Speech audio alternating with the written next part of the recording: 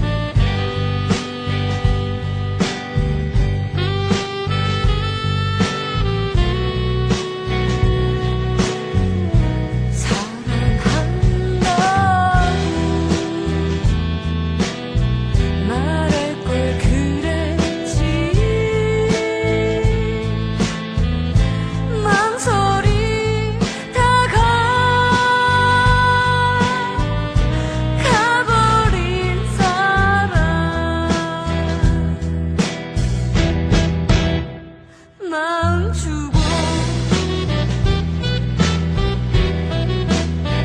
눈물 주고 꿈도 주고 멀어져갔네. 님은 먼 곳에 영원히 먼 곳에 망설이다가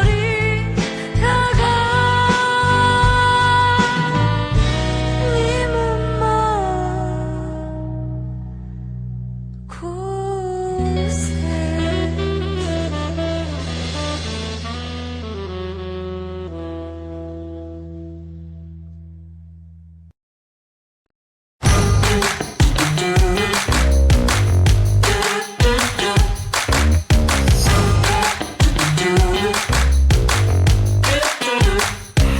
여러분께서는 지금 본격 시민소통 라디오 안산 시민 DJ가 진행하는 안산보라와 함께하고 계십니다.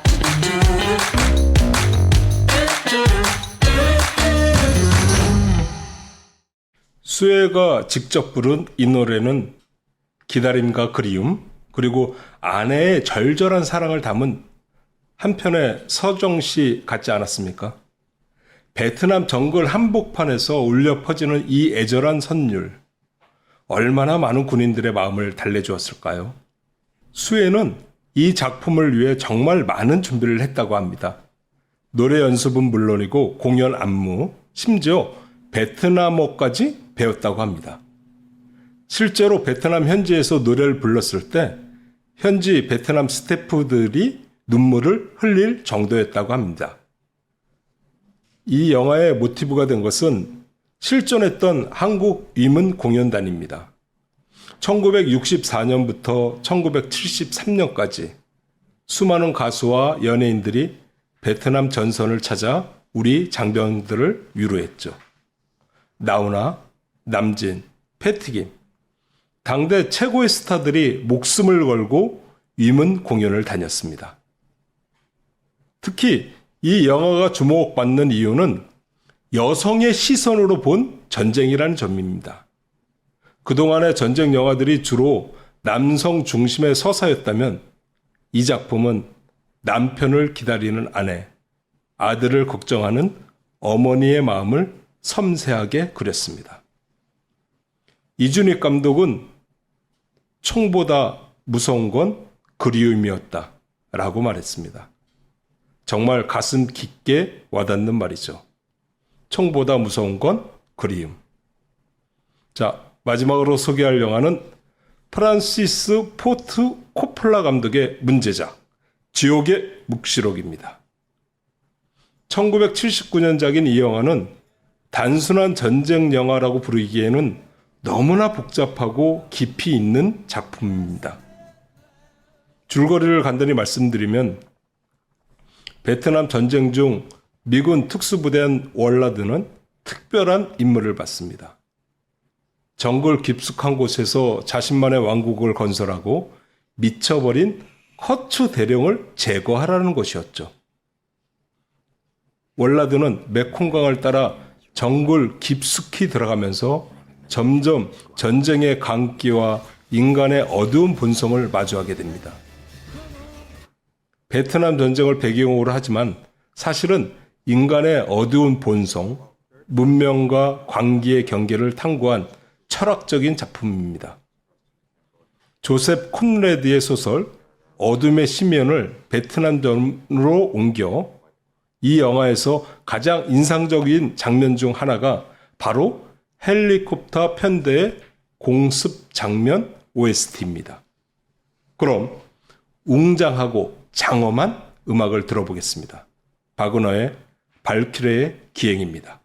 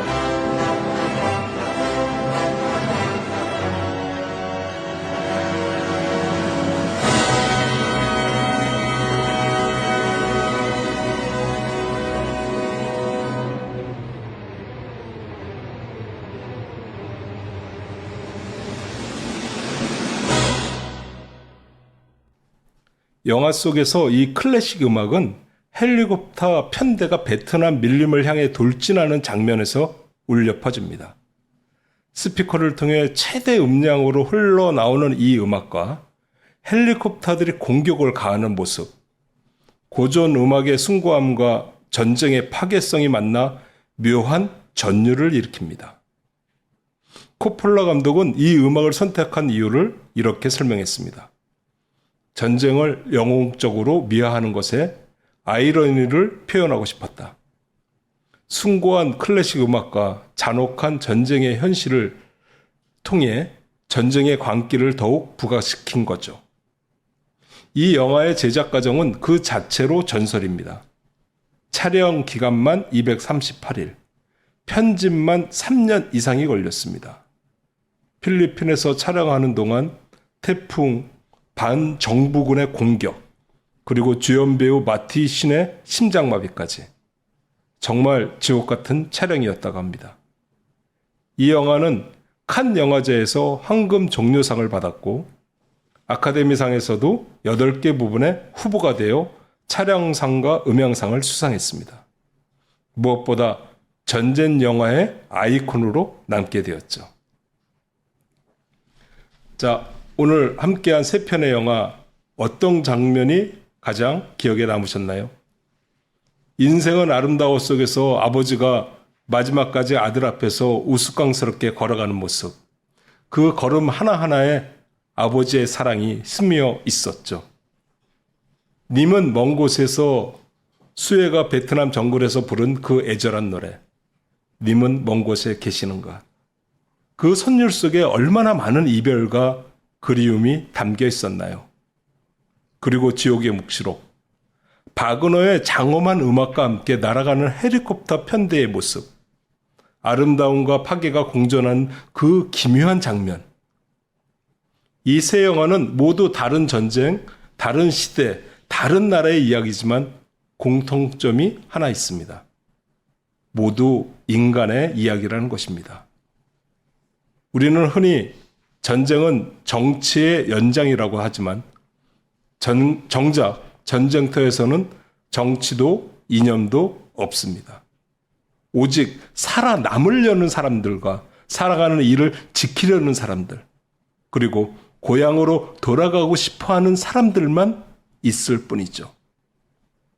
전쟁은 사람의 모든 것을 무너뜨리지만 그 안에서도 사랑은 살아남고 음악은 기억됩니다. 희망은 꺾이지 않고 인간의 존엄성은 지켜집니다. 기도의 웃음이, 선자의 노래가, 그리고 수많은 사람들의 이야기가 우리에게 말하고 있습니다. 삶은 아름답다. 사랑은 영원하다. 인간은 위대하다. 마지막으로 전쟁 없는 세상을 꿈꾸며 다음 시간에도 영화와 음악이 어우러진 깊은 이야기로 찾아뵙겠습니다. 오늘 함께해 주신 모든 분께 진심으로 감사드립니다. 지금까지 DJ 윤 작가였습니다. 고맙습니다.